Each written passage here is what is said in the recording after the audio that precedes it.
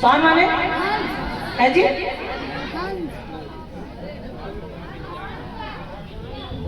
किसने बताया?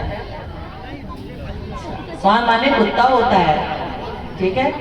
तो एक स्वान भी उनके साथ था राजमहल का, तो लेकर के गए थे।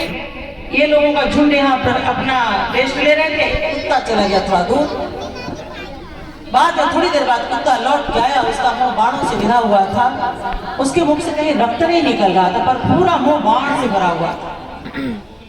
बड़ी आश्चर्य में द्रोणाचार्य पड़ गए कि ये कौन ऐसा धनुर्विद्या का अभ्यासी है जिसने इस स्वान को बिना क्षति किए इसकी आवाज को बंद कर।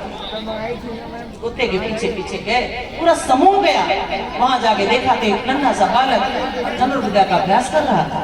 उनको देखते ही जाकर दंडवत प्रणाम किया उस बालक ने, और प्रणाम करके कहने लगा, गुरुदेव आपका दर्शन पाके मैं धन्य हूँ। तो उन्होंने कहा, मैं तुम्हारा गुरु कैसे? मैं तुम्हारा गुरु नहीं। उनको कहा याद है कि कौन सा बालक आया था कुछ वर्षों पहले हमारे पास। उन्होंने कहा, मैं गुरु नहीं हूँ तुम्हारा, तुम कौन हो बालक? और ये धनुर्विद्या का अभ्यास तुमने सीखा कहाँ से? तो उसने कहा, गुरु जी आप मैंने आपसे ही अभ्यास सीखा है। अरे बात करते हो, मैं तो तुम्हें पहचानता तक नहीं। तो उन्होंने कहा कि मैंने आपसे ही सीखा गुरु, आप याद कीजिए मैं कुछ वर्षों पूर्व आपके पास आया था, आपने मुझे मना कर दिया था, मैंने आपकी मिट्टी की प्रतिमा बनाई और आपके सानिध्य में ही सीखा।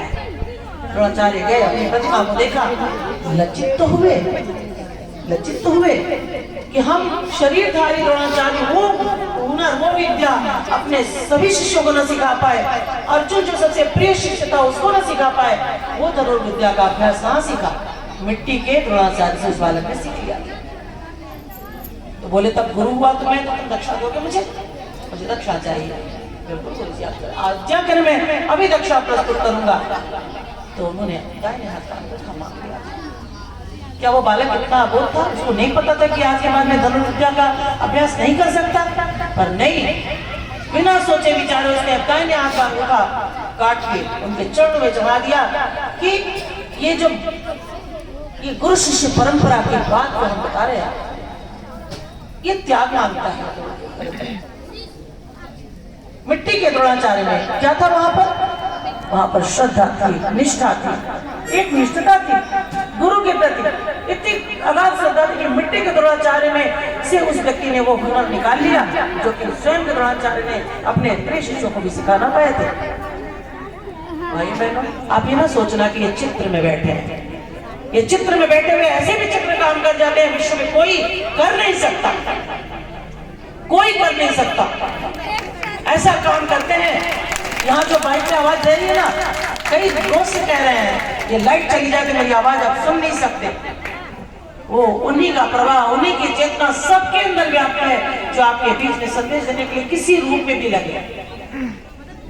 ये बस मिट्टी के पुतले के रूप में हम बैठे हैं यहाँ, संदेश वहीं से आ रहा है, इसी में आ रहा है, इसी में से आ रहा है, कुछ हमारा नहीं, एक शब्द हमारा।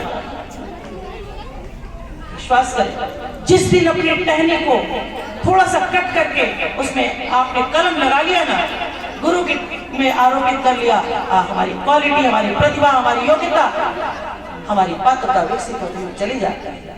और इसी काम में सबसे ज्यादा विलंब कर देते हैं। कहते हैं जो व्यक्ति गुरु दीक्षा नहीं लेता उसे निगुरा कहा जाता है और वो गाली होती है। कहते हैं परम पूज्य गुरुदेव अपने जीवन क्रम को मानते हैं कब? इनका जन्म दिवस जो तारीख का है उसको कभी नहीं मनाते, तिथि वाला भी नहीं मनाया जाता। 15 वर्ष की आयु में जब पूजा की कोठरी में परम पूज्य गुरुदेव के गुरु हिमालयवासी सूक्ष्म शरीरधारी दीपक की लौ में आके जिस दिन उन्होंने उनको मार्गदर्शन दिया, उस दिन को अपना जन्मदिन मनाते हैं। अलग से जन्म किसने मनाया जाता? तो जिस दिन हमारा समझ लीजिए दीक्षा हुआ, जिस दिन हमारे ज्ञान का आलोक फूटा, जिस दिन मार्गदर्शन मिला सही, उस दिन हमारा जन्म होता है। बाकी तो निरर्थक चला गया, पशुवत जीवन जीते हुए चले गए। तो आइए हम दीक्षा का क्रम लेते हैं।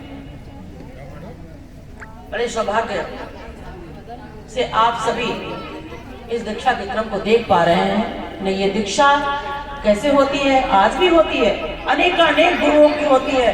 आप सभी लोगों ने देखा भी होगा, पंडालों में दीक्षा वालों का नाम नोट करके कमरे में ले जाके कान ठोक के दीक्षा दी जाती है।